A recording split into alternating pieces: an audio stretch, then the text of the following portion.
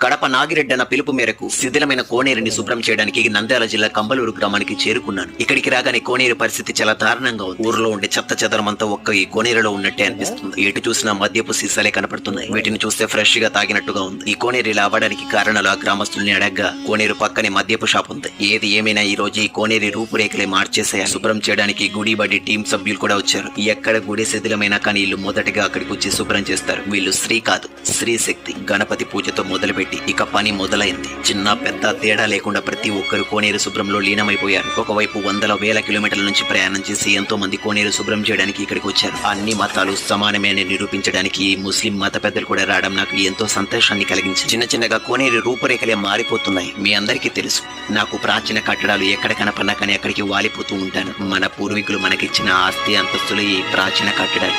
మరి వాటిని కాపాడుకోవడం మనందరి బాధ్యత. ఇంతమంది శ్రమదానం చేసి ఈ కోనేరుని శుభ్రం చేస్తారు.